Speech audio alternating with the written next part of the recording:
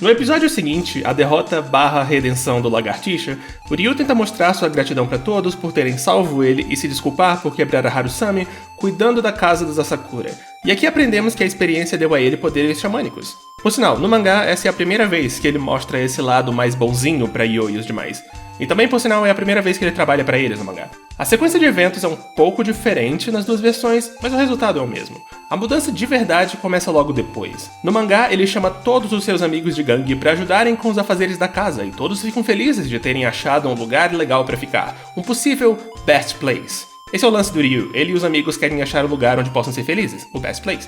No anime, isso foi mudado para os amigos ficando com pena do Ryu por ter que trabalhar tanto e tentando animá-lo, criando um harém pra ele, e falhando miseravelmente. Sabe, humor e piadas. Não humor e piadas muito bons, até incluem altas piadas de peido, mas ainda assim, humor e piadas. O único momento verdadeiramente fiel ao mangá nesse episódio é quando a Ana chama o Mosuke pra consertar a Harusame de novo, que é quadro por quadro idêntico nas duas versões, com a única diferença sendo o pós isso. No mangá, depois do concerto, o Yo fica com a Harusame pra sempre. Apesar dela ser propriedade de um museu, o Lagartixa roubou ela de lá. Digo, são os donos da espada que estão com ela agora, mas sei lá, não deixa de ser engraçado. Nossos heróis, ladrões de museu. O anime escolhe evitar essa confusão, acrescentando que, além de consertar a Harusame, o Mosuke também forjou uma Harusame espiritual, que é a que o Yo usa daqui pra frente, com a verdadeira sendo devolvida pro museu. Eu acho isso super criativo, mas meio contraditório. Não era pro Yo saber ainda que poder espiritual pode criar matéria, ainda mais permanentemente. Bom, melhor não pensar muito nisso. Aí o anime resolve adicionar mais filler. Logo após o concerto, o pai do Yo, Mikihisa Asakura, é formalmente introduzido na história. Muitos capítulos antes do mangá. Ele aparece, manda uns shikigamis, que são esses pequenos espíritos conjurados, pro Yo poder estrear a espada, e depois vai embora. E no final ele também recruta o Ryu pra fazer o treinamento de Xamã, o que é um tanto diferente do mangá. Não só o treino começa só daqui a vários capítulos, como quem treina não é o Mikihisa, mas sim Yomei, o avô do Yo. Pra adequar tudo isso, cortaram um momento do mangá em que o Ryu é expulso da casa pela Ana depois de ficar atrapalhando sessões de treino do Yo. E pra encerrar, todos testemunham a chegada de Irago, a estrela profética que anuncia o começo da luta dos xamãs. No mangá isso acontece enquanto o Manta explica pro Ryu a importância das estrelas pros xamãs, o que é cortado no anime, porque o Ryu tem que ir sozinho pra ser recrutado pelo Mikihisa sem ninguém saber. Mas fora isso, a cena ficou fiel no todo. Mas eu esqueci uma coisa. Eu jamais vou perdoar o anime por ter tirado esse cachecol dragão fabulosérrimo da Jun. E por sinal, você sabia que ela é chinesa? O episódio 13 começa com Silva, membro da tribo nativo-americana organizadora do torneio, os Pachi, saindo para julgar se o Yo está apto a participar dele e para ensinar a ele sobre a existência do Furyoku, a energia oracular. Nossa, parece meio sujo, né? E a como usar o Oversoul, a materialização do espírito através de um objeto intermediário. O anime aqui corta cenas. Aliás, risca isso. Ele corta a existência destas duas. Estas são Lip e Rap. E isso é tudo que eu sei sobre elas, pra ser sincero. Elas acompanham a Goldva, a líder dos Pachi, e juntas elas assistem às lutas e... meio que é isso. Suponho que o staff do anime tenha julgado elas como sendo inúteis e por isso apagou elas, e eu não os culpo, mas imagino que isso tenha chateado alguém, porque apesar delas não fazerem basicamente nada, elas conseguiram boas posições em uma pesquisa de popularidade dos personagens do mangá. Enfim, o episódio. O começo dele é totalmente diferente nas duas versões. No mangá, Yo e Manta, após um dia de treino / aula com a Ana, saem pela cidade e nela encontram o Silva, vendendo bugigangas nativo-americanas na rua. Nenhuma venda é efetuada, mas o Silva fica satisfeito ao ver o poder do Yo, a quem foi delegado para supervisionar durante o torneio. Mais tarde, Yo vai no cemitério para ter uma DR com o Amidamaru e é quando Silva o aborda, começando a luta teste. No anime, Yo e os amigos estão na rua conversando sobre prospectos do torneio quando Silva aparece voando e manda o Yo esperar por ele na noite em que as estrelas chamarem. E após umas cenas filler não muito interessantes, o Yo vai pra lá e a luta começa. Bem, eu digo a luta começa, mas antes o anime corta uma coisa que é bem importante em vários pontos da história do mangá. A explicação de que existem espíritos normais, como o Amidamaru e o Basson, e espíritos superiores, como a Kuroro e os animais do Silva. Basicamente, espíritos ligados à natureza e à terra, não só humanos mortos. E a explicação de que fantasmas normais têm uma desvantagem comparado a eles, porque, com seus egos fortes, têm dificuldade de mudar de forma, são menos maleáveis. Eu entendo que o anime não gosta de exposição, mas essa foi importante, poxa. Enfim, aí a luta começa e já começa com uma pequena alteração. Para estrear os seus 5 espíritos, Silva ataca o Yo com o primeiro, o chifre prateado, e, sem querer, arremessa ele da colina. Para corrigir o problema, ele então usa os outros, um de cada vez, para salvá-lo. No anime, ele não arremessa o Yo da colina com o primeiro ataque, e os outros espíritos são usados só para ataque e defesa mesmo. O que é uma pena, o mangá é bem mais criativo no uso deles. E de resto, a luta é fiel, fora este momento cômico em que o Yo, ainda não entendendo o conceito de Oversoul, tenta arremessar o Amidamaru no Silva e recitar um mantra, que não funciona, porque ele é nativo americano, essas palavras não significam nada pra ele. Mas fora da luta, grandes alterações ainda acontecem. No mangá, a Ana não sabe onde o Yo está, e fica achando que ele tá traindo ela, enquanto que no anime, ela sabe, e só espera paciente. A única conversa dessa parte que sequer tentaram adaptar foi uma em que a Ana explica por que o Yo é forte do seu próprio modo, mas foi resumida ao extremo e é muito mais interessante no mangá, onde ela diz que ele é o rei xamã perfeito porque não tem grandes ambições e por isso não vai ser corrompido pelo poder, e encerra o tete-a-tete declarando que ama ele, pela primeira vez. Forte item da lista do não devia ser cortado. E pra fechar a luta entre os dois, uma mudancinha que eu achei bem engraçada. Depois que o Silva atira o seu canhão totem no Yo, nas duas versões o espírito pássaro dele, o Asa Prateada, acha que ele acertou e matou o Yo. Mas no mangá a reação dele é "Isso, a gente matou um menino!", enquanto que no anime é "Puta merda, a gente matou um menino". Mas no geral, essa foi outra adaptação desnecessariamente resumida. Depois da luta, no mangá, nós cortamos pro Ren, que não só venceu a sua luta de qualificação, como também matou o juiz encarregado dele, o Chrome. No anime isso não é exatamente cortado, mas é reduzido a só isso.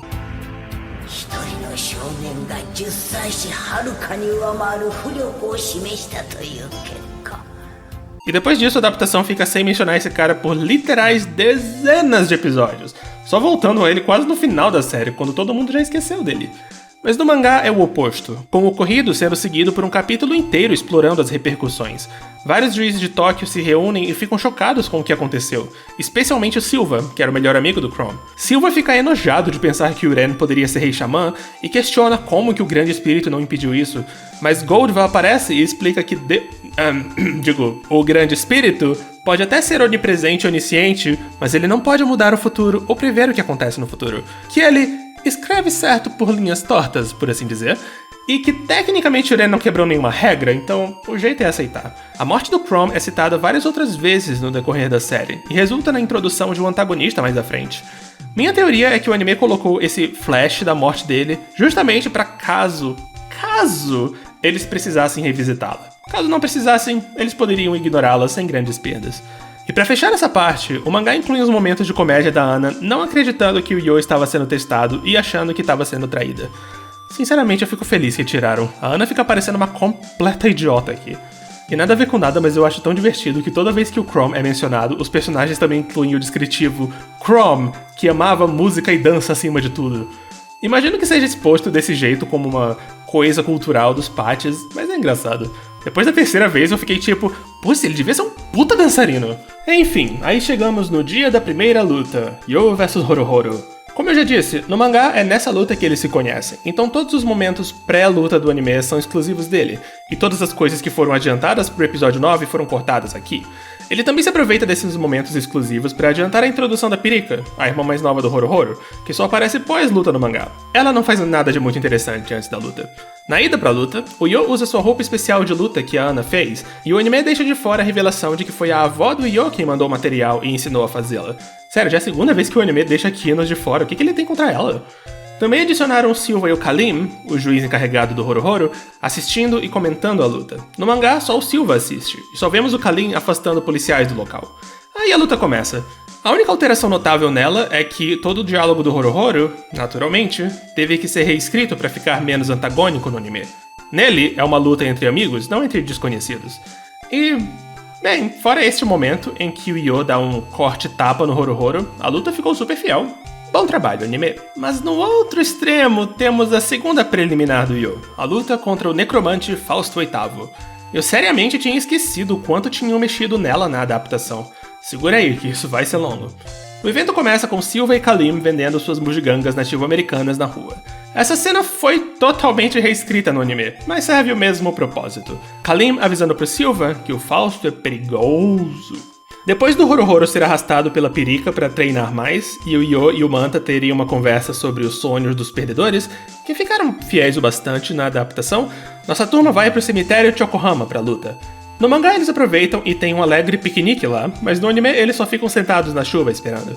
Deixaram de fora também o Manta falando sobre a importância das cruzes pro cristianismo e sobre como muitos estrangeiros estão enterrados nesse cemitério, o que dá nojinho nele, porque estrangeiros não cremam os mortos. Daí o Silva puxa a Ana pra conversar, um processo meio diferente nas duas versões, mas releve, e essa conversa foi toda retalhada. No mangá, o Silva começa descrevendo o Fausto como alguém que, em adição a matar o adversário na luta anterior, tem um histórico de muitas mortes. Basicamente, é um assassino em série. O anime troca isso por ele ser descontrolado e não parar de atacar, mesmo depois de já ter vencido o inimigo. Também são cortadas explicações sobre a escolha da arena e outra declaração da Ana de que ama o Yo. Sério, anime 2 já deixa a menina amar. E a atitude da Ana também foi alterada. No mangá, ela tá revoltada pela desvantagem que o Yo está, mas no anime, ela está fria e calma, como sempre. Isso é uma constante também nesses primeiros episódios. A Ana no anime é mais fria do que no mangá. Voltando ao Yo, Fausto enfim chega e no mangá ele vem acompanhado de um cachorro feito de ossos, o Frankenstein, que é removido por completo no anime. Uma enorme pena, eu gosto dele. Como consequência disso, também foi tirada parte da luta em que a Elisa usa ele como lança, com a adaptação trocando essa lança pela típica... arma dela. Como um todo, o Fausto do anime é mais instável que no mangá. No mangá, ele só perde o controle no fim da luta, depois que o Yo chama a Elisa de boneca, mas no anime, ele surta assim que o Manta diz que é impossível ressuscitar os mortos, antes da luta sequer começar. Fora isso, o diálogo dele foi todo simplificado. No mangá, ele faz constantes referências a remédios e técnicas de medicina que ficaram quase totalmente de fora do anime. As ameaças de morte dele também ficaram bem mais escassas. Algumas outras pequenas alterações depois, acontece a grande mudança da luta. A alteração que todo mundo nota assim que lê o mangá ou vê o anime, depende de qual você pegou primeiro. No mangá, Fausto, pra provocar o Yo, pega um bisturi e abre o corpo do Manta, deixando os órgãos dele expostos por toda a luta. Isso, obviamente, foi gráfico demais pro anime, que trocou isso por uma habilidade xamânica do Fausto de poder inserir as mãos no corpo do Manta sem ter que rasgar a pele. Tipo a lince negra dos X-Men fazendo uma operação. Naturalmente, isso levou a várias alterações de script. Por exemplo, só no mangá tem o elemento do Manta perder muito sangue, enquanto que só no anime a configuração exige que o Fausto fique sempre perto do Manta, alterando várias fases da luta. Minha opinião sobre essa alteração é a mesma de quando o veneno da Thea foi trocado por um container em cima da cabeça dela em Yu-Gi-Oh! Não me incomoda tanto porque, sinceramente, os dois funcionam no contexto da série. Aliás, eu até achei a solução do anime bem criativa, mas não deixa de ser uma alteração causada por conteúdo que enfraquece a potência da cena, então, eila. Mas sabe, eu adoro como, apesar disso ter sido feito pra deixar a cena mais leve, o anime foi e crucificou o Manta. Ai, Japão... Outro corte relacionado à violência médica do Fausto se dá quando o Yo acerta nele um golpe que faz ele quebrar a perna, e o médico maluquinho vai e abre a própria perna com um bisturi e troca o osso por um dos vários ossos que o cercam. Ele não sente dor porque tá anestesiado com morfina. Ah, isso tudo ficou de fora do anime. Essa luta tem mais cortes que a barriga do Manta. Mas aí você pergunta, credo, teve alguma coisa que ficou fiel nessa maldita luta? Bem, sim, na verdade. A backstory do Fausto ficou exatamente igual, com a única alteração sendo essa maquiada desse hexagrama. Também igual ficou a expansão do passado do Yo e seu histórico com a solidão. Mas o anime deixou cair a peteca ao cortar uma reflexão do Manta após ouvi-la, postulando que talvez o sonho do Yo não seja só viver uma vida tranquila, mas criar um mundo em que ninguém precise ficar sozinho. Outro corte. Após ouvir a backstory do Fausto, cortaram um momento bem legal em que o Yo insulta ele por não ter conseguido aceitar a morte. Porque isso é tipo... meio que um requisito da profissão de xamã, sabe? E pra fechar a luta, no mangá, antes de perder, o Yo reúne toda a energia oracular que lhe resta e corta as pernas da Elisa. E é isso que é a gota d'água pro Fausto e que faz ele tentar esmagar o Yo com um esqueleto gigante. E por sinal, mais à frente, o Fausto dá as próprias pernas pra Elisa e fica confinado a uma cadeira de rodas por um bom tempo. Tudo isso fica de fora do anime. No anime, o Yo só perde o Oversoul naturalmente, não tem um gatilho pro Fausto invocar o esqueleto gigante. Em uma última nota, não é tanto uma omissão de conteúdo tanto quanto uma falha da animação. Nas duas versões, o Yo desperdiça energia oracular demais com os esqueletos e o Oversoul dele diminui, mas o anime faz um péssimo trabalho em ilustrar isso. Os ataques do Yo, antes da energia dele acabar, não parecem gastar muita energia. Isso é bem diferente do mangá, em que os ataques dele são muito mais exagerados e claramente desperdiçantes. Isso é tudo pra luta, mas espera que ainda tem mais uns cortes de coisas ao redor. Especificamente, esta cena do Silva refletindo que há algo de peculiar no Yo que atrai ele, o que é um foreshadowing, e esta cena da Ana refletindo que o Yo está ficando mais forte e logo não precisará mais dela. Senhor, isso sim foi hard mode, viu? Ok, cansei. Fiquem ligados para a próxima parte em que eu com certeza serei desmonetizado.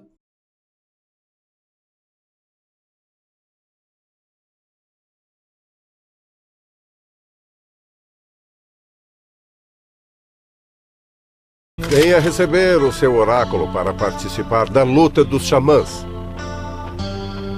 O meu oráculo? É um artesanato do povo Parque. É um receptor de mensagens e eu quero... Ei, preste atenção no que estou falando!